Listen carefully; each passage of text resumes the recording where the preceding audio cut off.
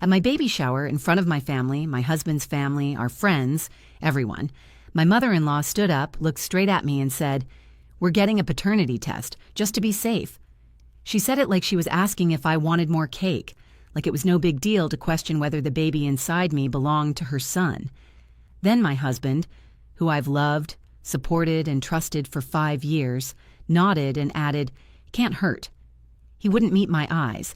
He just said it like we were talking about ordering an Uber. I looked around. Half the room froze. A few people awkwardly laughed, thinking it was a joke. My sister's face turned bright red. My mom dropped the plate she was holding. But me? I smiled. I took a deep breath, stood up slowly, and said, "Already did one. But not for him. It's for your dad." You could feel the air get sucked out of the room. Every single person went silent. Then everything exploded, people shouting, crying. My father-in-law nearly knocked over a table trying to leave. And my husband? He just stood there, staring at me like I'd just turned into a stranger. But I wasn't the one keeping secrets. And this? This is the part of the story they didn't see coming.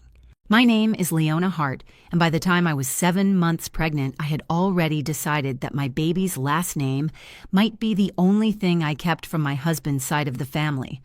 My home was decorated with pink and gold balloons, soft baby blankets, and cupcakes shaped like tiny bottles. I had spent weeks planning my baby shower with my younger sister Tasha, and it was the first time I had allowed myself to feel excited. For the first time in months, I didn't feel sick or bloated or stressed. I felt hopeful. I stood in front of the mirror in a rose-colored maxi dress, one hand under my belly, and smiled. That smile would barely survive the afternoon. Tasha peeked her head in and whistled. "Damn, sis, you don't even look swollen today." I laughed and threw a pillow at her. "Thanks. That's the nicest thing anyone's said to me in weeks." She walked over, adjusted my necklace, and looked at me. "You ready to see Cynthia?" My stomach dropped.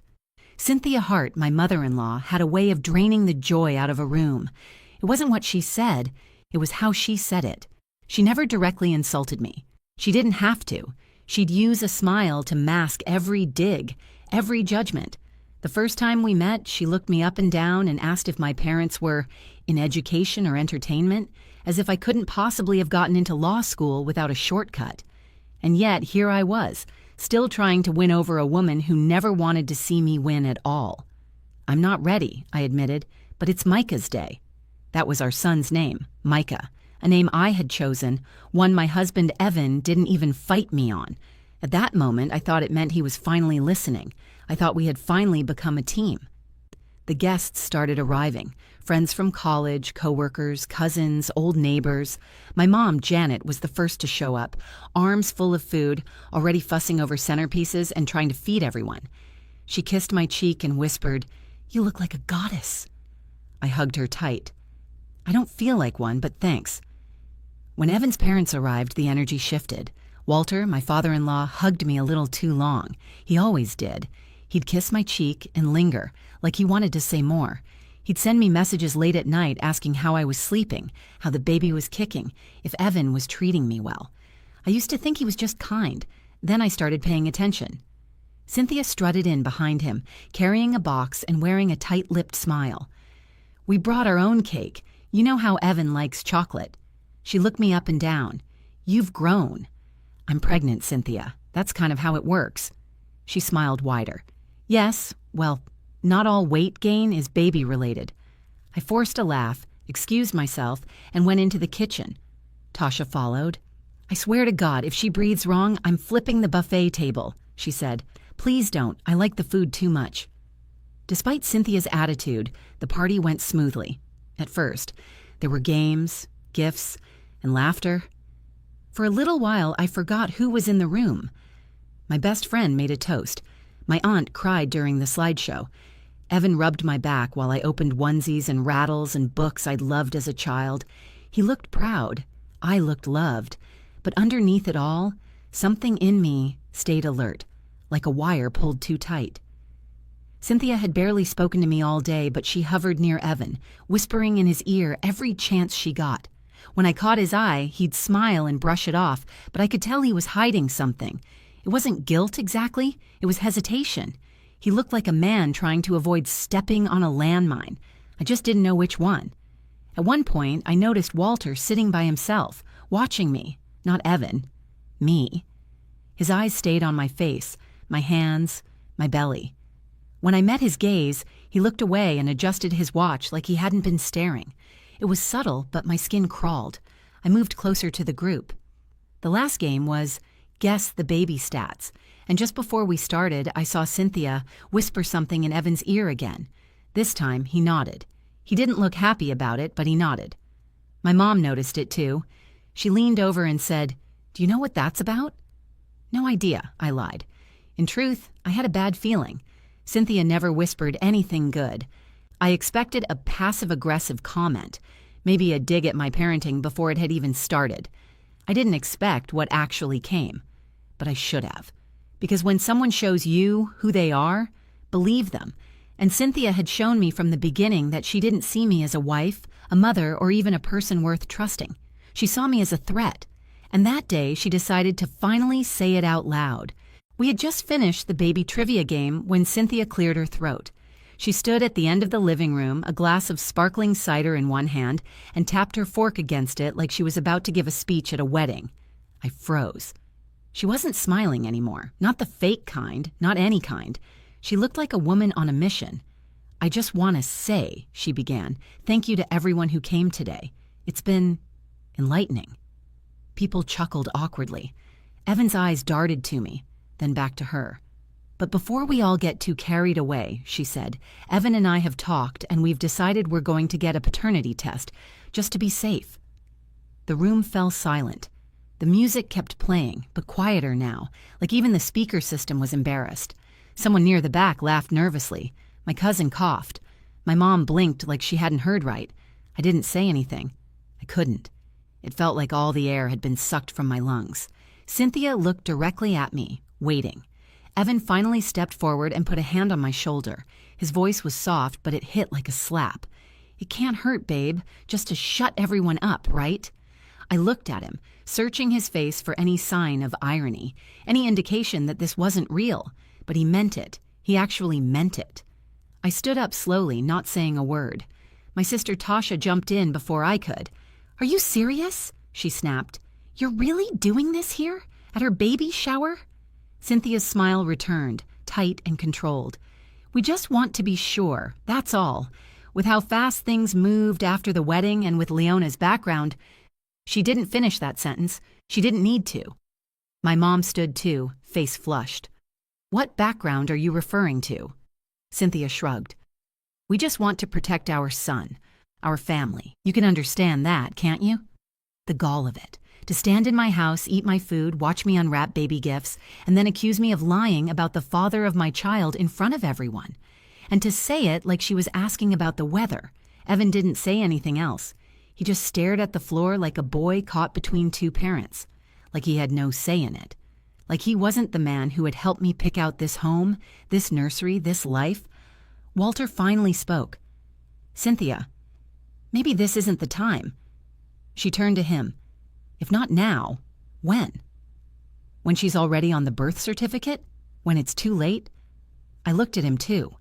He met my eyes for a second, then looked away. There it was. Every single person who could have stood up for me, who should have, just stayed quiet. And in that moment, the humiliation didn't sting as much as the realization. This wasn't about the baby. This wasn't about doubt. It was about control. This was Cynthia's final test, her way of forcing me to kneel or fight. She wanted me to beg for their trust. But I wasn't going to do either. What she didn't know was that I had already seen this coming. A month earlier, after one too many late-night texts from Walter, I started paying attention.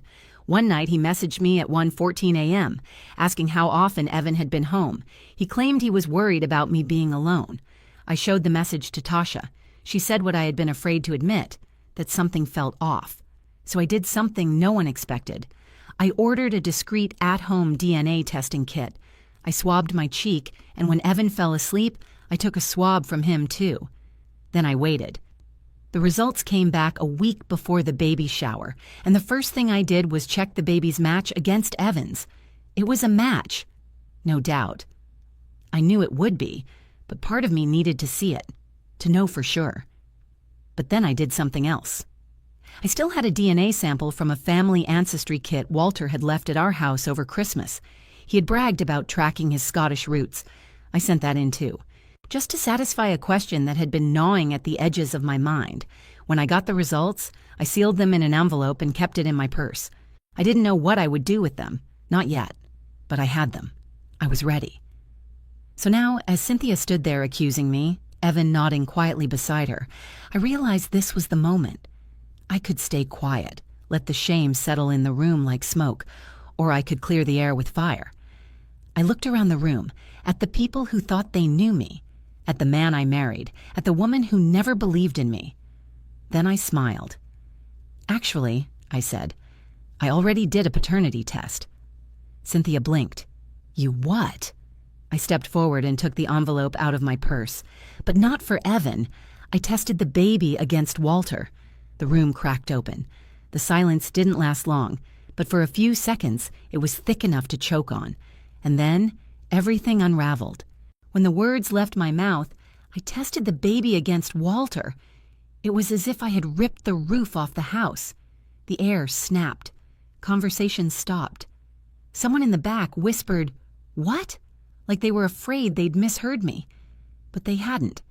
I repeated it clearly this time. "I already did a paternity test, but not for Evan, it's for Walter." Walter's face went white. His glass clinked against the table as he slowly set it down. Cynthia's mouth opened, then closed. For once, she had no words. Evan looked from me to his father. His lips parted in confusion. My mom gripped the edge of the table like she was bracing for a storm. Tasha just folded her arms and stepped behind me. I didn't raise my voice. I didn't cry. I stood there in the center of the room with the envelope in my hand and fire in my chest. I had imagined this moment a dozen times, but I hadn't expected it to feel so calm. Walter finally found his voice. "Leona, what are you saying?" I turned to face him directly. "I'm saying I got tired of being treated like a liar, like some outsider looking to trap Evan or scam this family. I knew someone would bring up the paternity test eventually, and I wanted to be ready, so I took matters into my own hands." "You tested me?"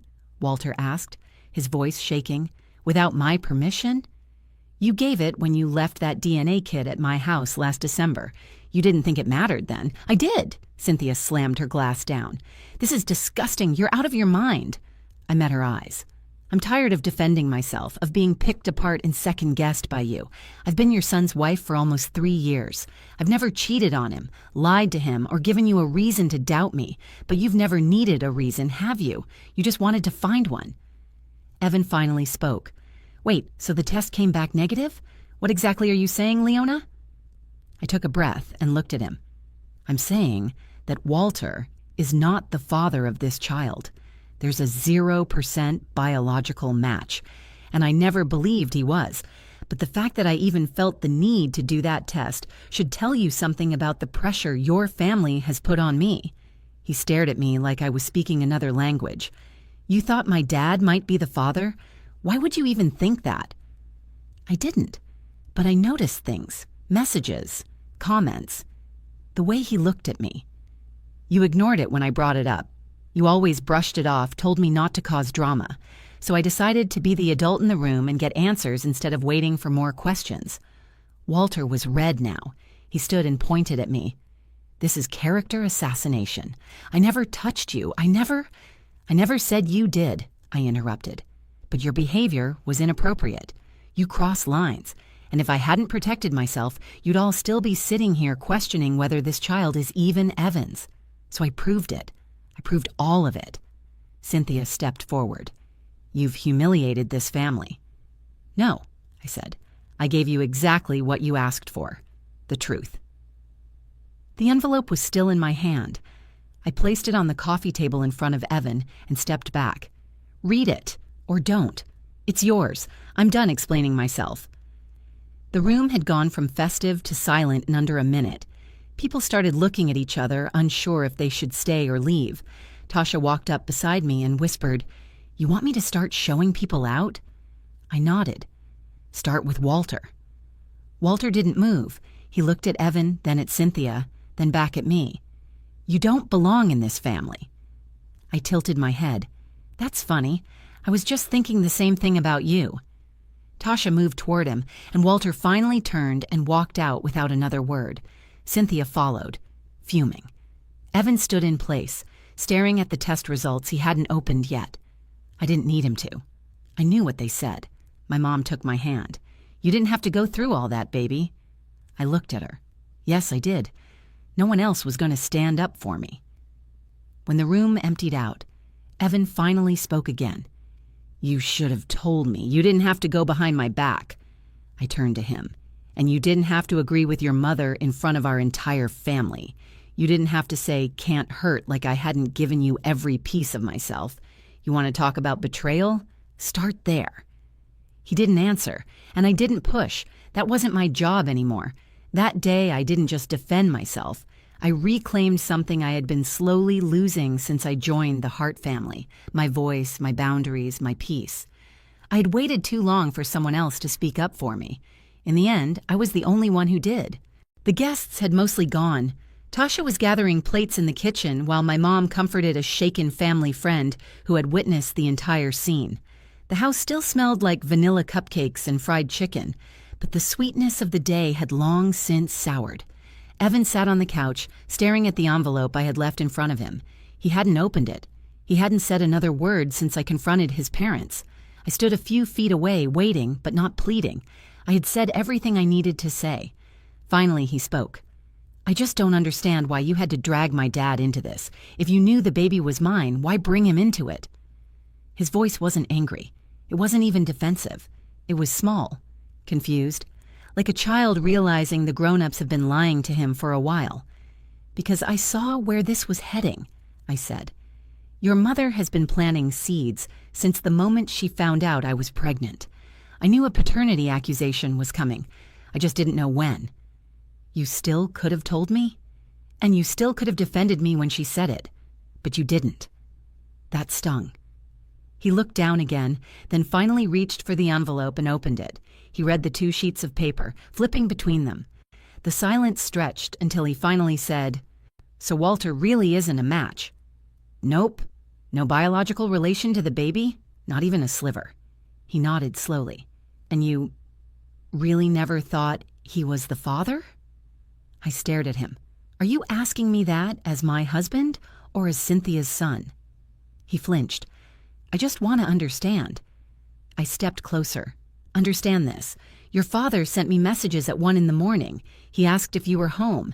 He made comments about how my pregnancy timing was interesting. He told me more than once that if I ever needed anything, he'd be there, no matter what Evan decided to do. That's not how a father-in-law talks to his pregnant daughter-in-law. That's how a man talks when he thinks he has leverage. So I did the test. Not because I thought he was the father, but because I wanted to shut that door forever." Evan swallowed hard and nodded again. "Okay, I believe you." I didn't respond, because it wasn't enough to be believed. Not now, not after what had happened in front of everyone I loved. Down the hall, I heard my mom saying goodbye to guests. Tasha came in and gave me a look. She didn't speak, but she didn't need to. Her eyes said everything. You did what you had to do. Cynthia never came back into the house. She waited outside for Walter, who had peeled out of the driveway 30 minutes earlier. I saw her from the window, pacing by the car, talking on the phone, furious. She didn't look hurt. She looked exposed. And for her, that was far worse. My mom walked back into the room and rubbed my back. "You did good today." I leaned into her for a second. I didn't want to ruin the shower. "You didn't. You saved your child's future from being surrounded by people who only see suspicion." She was right. That moment hadn't ruined anything. It had revealed everything. The next day, Cynthia sent Evan a long email accusing me of manipulating the situation, of turning him against his family, and of humiliating Walter unfairly. She never mentioned the test results. She never apologized. Evan didn't show me the full message, but I saw enough to know that her version of the truth didn't include accountability. Walter stayed quiet. He didn't reach out. He didn't deny the messages. He just disappeared. Evan told me later that he had gone to stay at a friend's place. Maybe that was true. Maybe it didn't matter. A few days later, Evan came home from work early. He brought flowers. He sat me down and said he had called a therapist. For himself. For us. "I need to be better," he said. "Not because I think I messed up once, but because I've let things slide for years. You shouldn't have had to fight alone." I listened. I appreciated it. But I told him it would take time. Trust doesn't come back just because someone apologizes. It comes back when they change. He asked me if I still wanted our baby to have his last name. I said yes, but not because of the name, because I still believed he could grow into the kind of father who deserved it.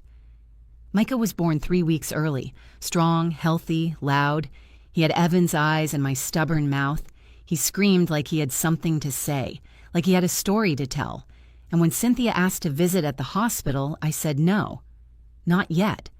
Maybe not ever. She had wanted a test. I gave her the truth. But now that it was out, she didn't know what to do with it. The truth didn't just clear my name. It changed everything. It broke things that needed to break, and it gave me a chance to start something stronger in their place. The hospital room was quiet when Micah fell asleep in my arms. His breathing was soft and steady, his tiny hands curled against my chest. Evan sat nearby watching us. For the first time in months, there was peace between us. Not because everything was fixed, but because everything had been laid bare. There was no more pretending. Micah's birth wasn't a reset. It was a mirror. He brought with him a truth we couldn't ignore. We either had to rise to it or fail in front of it. In the weeks that followed, the silence from Cynthia and Walter grew louder than any words they could have spoken. Cynthia never apologized. She sent a gift, a silver baby rattle with Micah's initials engraved on it, but no card, no message. I wrapped it in tissue paper and placed it in a drawer. Not out of pettiness, but because I wanted Micah to decide one day what to do with that part of his story. It wasn't mine to destroy or rewrite. It was his to understand on his own terms. Walter stayed gone. Evan told me that his father denied nothing. He didn't explain the messages, the timing, or the tension he had created. He didn't admit guilt, but he didn't claim innocence either. Evan said that told him everything he needed to know. We moved forward carefully. Evan started setting boundaries with his mother for the first time in his life. He canceled their weekly dinners. He stopped answering late-night calls. He told her clearly that until she respected me, she wouldn't have access to Micah.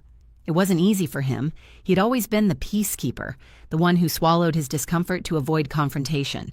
But he finally understood that silence in the face of cruelty isn't neutral. It's permission. And for the first time, he chose me. Tasha came over often. She helped me set up the nursery, held Micah while I napped, and reminded me constantly that I had done the right thing. My mother became even more protective. She started calling me every morning just to check in, and I welcomed it. After what I had gone through with Evan's family, I clung tighter to the ones who showed me love without conditions. I didn't forgive Cynthia, not right away, maybe not ever. But I did stop letting her live in my head.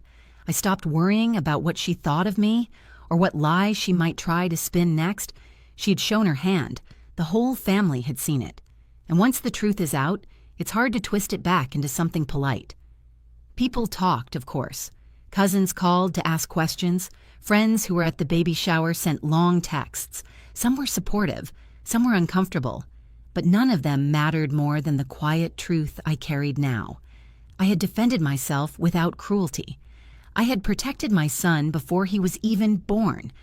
I had done what too many women are told to avoid. I stood up and told the truth, no matter how messy or inconvenient it was for the people around me. Evan and I started therapy together. We didn't jump back into old routines or pretend nothing had changed. We talked about trust, loyalty, and how easy it is to lose each other when fear leads the way. Some days were hard. Some nights we sat in silence, not sure what to say. But we kept showing up. And that, more than any apology, gave me hope. When Micah was 2 months old, Evan looked at me across the room and said, "Thank you for not letting them break you." I held our son and answered, "I didn't do it for them. I did it for me, for him, for us." I learned that love is not passive. It's not just choosing each other on the good days. It's choosing each other when your family turns on you, when your name is doubted, when the room is full of people waiting to see if you'll crack under pressure. Love shows up when it's hard. And if it doesn't, then it's not love, it's convenience. I didn't set out to destroy anything that day. I only wanted to protect what I was building. But sometimes protection looks like confrontation. Sometimes it means exposing the cracks so the foundation can finally be rebuilt. To any woman who's been doubted, dismissed, or dragged through someone else's insecurities, let this be your reminder. You don't owe anyone your silence.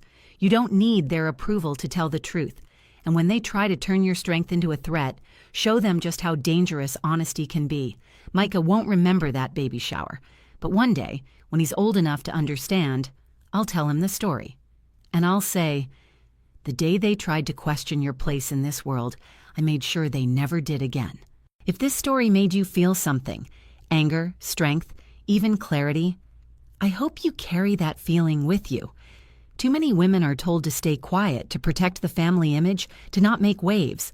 But the truth matters, and protecting your peace matters even more.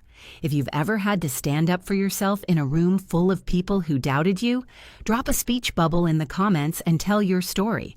Or just say, I'm here, because you're not alone. Like this video if it hit home. Share it with someone who needs a reminder that their voice is powerful. Subscribe to the channel for more real, unfiltered stories that don't shy away from the truth. Thanks for watching. Until next time, protect your peace, trust your gut, and never let anyone test your worth.